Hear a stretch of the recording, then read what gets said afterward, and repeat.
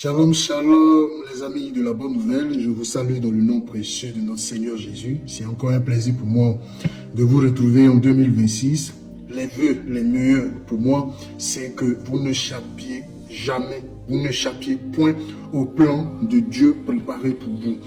Ce que le ciel a déjà prévu vous concernant, que le Seigneur vous donne d'entrer pleinement dans sa volonté et que cela devienne une réalité, une expérience et une vie quotidienne dans votre vie. Voilà ma prière pour vous en cette année 2026.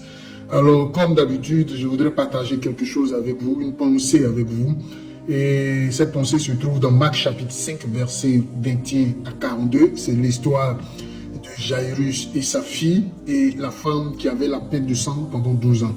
La Bible nous dit que Jésus est arrivé de l'autre bord, va être accosté par Jairus et il va faire une prière instante en disant à Jésus de venir sauver sa fille parce qu'elle a l'extrême. Et pendant qu'ils étaient en train de cheminer, il y a une autre personne appelée la femme qui avait la perte de sang pendant 12 ans qui, ayant entendu parler de Jésus, s'est dit en elle-même que si elle réussit à toucher le bord du vêtement du Seigneur Jésus, elle sera guérie. L'histoire est longue. La suite, c'est que non seulement la femme a été guérie, mais la fille de Jairus aussi a été sauvée.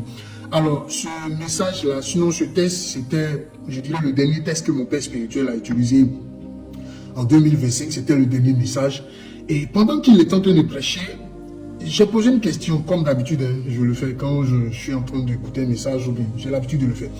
J'ai demandé au Seigneur Saint-Esprit, comme un enfant qui pose une question à son père, mais pourquoi ces deux histoires ont été jumelées? Pourquoi ces deux histoires ont été forcément racontées dans le même chapitre? Alors, le Saint-Esprit, sache qu'il ne m'a pas répondu, parce que j'étais en train d'écouter un message, il ne fallait pas être distrait. Et arrivé à la maison, moi je suis très curieux, je suis très, je vais dire têtu entre griffes. Quand je veux quelque chose là, je ne lâche pas prise. Voilà. Donc, arrivé à la maison, j'ai repris le texte et puis j'ai demandé au Seigneur Saint-Esprit, mais pourquoi ces deux histoires? Parce que je me suis rappelé que l'histoire de Job est une histoire normalement qui devait être racontée dans le livre de Genèse. Mais expressément, ça a été détaché du livre de Genèse et ça a été raconté à part. Donc je me suis dit que les deux histoires pouvaient être racontées à part. Mais pourquoi ensemble? C'est là que le Seigneur Saint-Esprit va m'ouvrir les yeux. La première des choses qui va me faire comprendre dans ce texte-là, ce sont les similitudes. Les similitudes. Alors, cette semaine-là, sinon que pendant un bon moment dans ce texte, nous allons parler des similitudes. Et en même temps, nous allons profiter de ces similitudes-là, tirer des leçons qui vont nous permettre de pouvoir vivre pleinement et librement notre vie chrétienne. Alors, la première similitude, c'est que ces deux personnalités, sinon ces deux cas, c'est-à-dire cette femme et cette fille, la fille de Jairus, les deux sont du sexe féminin, sont du même sexe. Alors, j'ai dit au Seigneur Saint-Esprit, mais ça veut dire quoi? Il dit, va plus loin, va au-delà du fait de parler du même sexe. Va comprendre que c'est le même genre. Ce sont des êtres humains. L'autre cas ne concernait pas un ange et l'autre cas ne concernait pas un esprit ou bien je ne sais pas. Voilà. Les deux cas concernaient des personnes. Ce sont des personnes. Même si elles sont du même sexe, ça pouvait arriver à un homme comme à une femme. Mais ce qu'il faut retenir, c'est que ce sont deux personnes qui vivaient des situations. Et le Saint-Esprit attire mon attention pour dire que si tu traverses une situation, la première des choses dont tu dois te rappeler, soit une personne a déjà traversé cette situation, ou une personne est en train de traverser la même situation que toi. Donc tu n'es pas seul dans cette situation. La Bible même dit que Jésus a été tenté en toutes choses. Il a connu toutes les situations imaginables qu'un homme, un être humain puisse traverser. Et la Bible dit dans toutes ces choses, il est sorti victorieux. Il n'est pas tombé dans le péché, il est sorti victorieux. Donc, quand tu es en train de traverser une situation, dis-toi que tu n'es pas seul. Et si tu penses ainsi, tu ne vas pas perdre l'espérance que ta situation peut être changée. Parce que si quelqu'un a déjà traversé ta situation et que la personne a trouvé une solution à sa situation, dis-toi que ta situation aussi peut trouver une solution. Deuxièmement, dis-toi que tu n'es pas seul dans cette situation. Donc, la situation que tu es en train de traverser là, c'est pour servir de témoignage à quelqu'un qui aussi traverse la même situation et qui, au travers de toi, ton témoignage, elle aussi va trouver la foi nécessaire pour sortir de sa situation. Donc tu n'es pas seul dans ta situation. Quand tu penses comme ça, tu ne perds pas espoir. Quand tu penses comme ça, tu as l'espérance que la chose peut être changée. La chose peut être transformée. Le salut peut encore venir. La deuxième similitude, c'est que les deux cas étaient liés par un nombre qui est le nombre 12. Et c'est sur ça que nous allons nous arrêter aujourd'hui. Les autres fois, nous allons faire sortir les autres similitudes. Alors, j'ai cherché à comprendre pourquoi. Et pour vous dire la vérité, c'est la première similitude que le Seigneur m'a révélée, m'a fait comprendre. Je veux dire que ça a été le summum. Quand j'ai vu ça, j'ai crié waouh! Effectivement, j'avais raison de poser cette question. Souvenez-vous, l'histoire nous dit que la femme avait la perte de sang pendant 12 ans. Quand vous allez à la fin de l'histoire, de cette histoire, on nous dit que la fille de Jairus également avait 12 ans. Donc, la femme a connu une maladie qui a duré 12 ans. La fille de Jairus avait 12 ans. Donc, l'âge de la fille de Jairus est proportionnel à l'âge de la maladie de cette femme. Alors, j'ai voulu comprendre pourquoi le chiffre 12. Moi, je pose des questions. Posez des questions, les gars. Quand vous posez des questions, vous avez des réponses. La première des choses que je comprends, c'est que dans mes recherches, il est dit que le chiffre 12, non, le nombre 12, symbolise l'achèvement d'un cycle, d'une saison. Et c'est là que je veux m'arrêter, frère. Nous venons de sortir d'un cycle qui est 2025. Et nous sommes en train d'entamer un nouveau cycle qui est 2026. Je voudrais dire à quelqu'un, si en 2025, tu as traversé des situations, si en 2025, tu as traversé des événements difficiles, tu as traversé la maladie, tu as traversé la pauvreté, tu as traversé la misère, des situations difficiles, je voudrais te dire, dans le règne de l'esprit, normalement, ces choses-là ne doivent pas te suivre en 2026.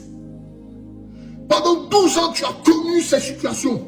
Je veux ce soir, sinon je veux en ce moment-là, lui activer la colère de quelqu'un pour lui dire que les choses anciennes de 2025 doivent rester en 2025. Parce qu'un nouveau cycle a commencé. Une nouvelle chose a commencé. Une nouvelle saison a commencé. Un événement nouveau a commencé. Les choses de 2025 ne doivent pas te suivre en 2026. Tu dois te révolter. Tu dois te nerver. Tu dois te mettre en colère pour dire ça suffit. C'est par ignorance que tu vis encore les choses de 2025 en 2026. C'est par ignorance que tu es en train de vivre encore les événements, les difficultés de 2025 en 2026. Dans le règne de l'esprit, les choses se sont arrêtées. Tu dois te dire, tu dois te mettre dans une sainte colère pour dire stop. La misère de 2025, stop. La galère de 2025, stop. La stérilité de 2025, stop. La pauvreté de 2025, stop. Le célibat de 2025, stop. Le chômage de 2025, stop. Stop, stop, stop. Le chiffre 12 veut dire, il représente également l'harmonie, l'ordre et l'accomplissement parfait du plan de Dieu. Souvenez-vous, Dieu, pour commencer une nouvelle nation, va choisir 12 tribus. C'était fait à dessein. Jésus également, quand il vient sur la terre, quand il commence son ministère, il choisit 12 disciples. C'est fait à dessein. Le chiffre 12, dans l'esprit, dans le monde de l'esprit, représente l'harmonie, représente l'ordre, représente l'accomplissement parfait du plan divin. Voyez-vous, quand Judas a trahi Jésus, les disciples se sont empressés d'aller choisir un autre qui est Matthias. Parce qu'ils ont compris que le chiffre 12 là, c'était fait à dessein. C'était fait exprès. Ça représentait l'ordre. Tant qu'ils n'étaient pas au complet, ils n'étaient pas dans l'ordre. Remarquez bien, quand ils ont ajouté Matthias à leur chiffre, ils ont commencé à opérer dans les choses extraordinaires. Mais laissez-moi vous révéler qu'en réalité, dans la pensée divine, ce n'était pas Matthias qui était le 12e disciple qui devait être ajouté. C'était Paul. Regardez comment il a fait des choses extraordinaires. En réalité, Paul est le 12e disciple, le 12e apôtre qui devait remplacer Judas. Frère, voilà 12 nouveaux mois qui vont commencer. Dans une journée, on parle de 24 heures. 12 divisé par 2. La matinée, 12. la soirée 12. La journée, il y a 12 heures. La nuit, il y a 12 heures. C'est fait à dessein. Frère, si tu as remarqué que 2025, il y avait trop de désordre. Dans 2025, il y avait la cacophonie dans ta vie. En 2025, tu n'es pas rentré dans l'accomplissement parfait de la volonté de Dieu. Je te dis, lève-toi en 2026 et comprends que ces 12 nouveaux mois qui sont en train de commencer et qui a commencé là, doit s'achever. 2026 pour toi doit s'achever dans l'accomplissement parfait de la volonté de Dieu pour toi. 2026 doit s'achever dans l'ordre. Ta vie doit rentrer dans l'ordre, dans le chemin, dans la ligne, dans la volonté parfaite de Dieu te concernant. Je te dis ça pour t'encourager. Il y a tellement d'exemples dans la Bible. Il y a eu 12 tribus. Genèse, vous pouvez voir ça, Genèse 49, verset 28, hein, qui représentait l'ancienne loi. Il y a 12 sources d'eau. Quand le peuple d'Israël est sorti de l'Égypte, ils sont arrivés dans un lieu où ils avaient soif. Ils ont trouvé 12. C'est fait exprès. C'est fait exprès. Jésus même a choisi 12 disciples, comme je l'ai dit. Hein? Quand Jésus a multiplié le pain, le nombre de paniers qui est resté, c'est 12 paniers. Hein? Dans l'Apocalypse, on nous parle de 12 portes. Le chiffre 12 est plein comme ça dans la Bible. Je peux vous citer des panoplies d'exemples.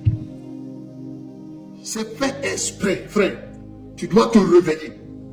2026 qui a commencé là. Tu dois te dire, tu dois te mettre à l'esprit que c'est un nouveau cycle qui a commencé pour toi. Et que dans ce nouveau cycle-là, les choses anciennes doivent rester dans le passé. La Bible dit dans 2 Corinthiens 5, 17, si quelqu'un est en Christ, si quelqu'un est entré dans la nouvelle saison qui est Christ, si quelqu'un est entré dans le nouveau territoire qui est Christ, si quelqu'un est entré dans ce nouveau royaume qui est Christ, la Bible dit que les choses anciennes sont passées et toutes choses sont devenues nouvelles. N'accepte pas que les choses de 2025 te suivent encore en 2026. N'accepte pas que le désordre de 2025, n'accepte pas que la stagnation, le manque, je veux dire l'échec, toutes ces choses que tu as connues en 2025, le célibat, le péché, toutes ces choses te suivent encore en 2026. Refuse cela. Dis stop. Dis arrête-toi. Dis stop maintenant. Répète avec moi. Stop. Les choses de 2025 restent en 2025. 2026 est une nouvelle saison pour moi. 2026 est un nouveau cycle qui a commencé pour moi. Je vais m'arrêter là. Nous allons voir les autres similitudes dans les autres vidéos. Alors, si tu as écouté ce message, like-le et partage-le. Et toi qui n'as pas encore accepté Jésus comme ton Seigneur et Sauveur, je t'encourage à le faire. Parce que quand tu acceptes, quand tu reçois Jésus dans ton cœur, tu rentres dans un nouveau cycle. Tu rentres dans une nouvelle saison et ta vie est transformée. Fais-le et tu verras les résultats. À très bientôt. Je vous aime. Bisous.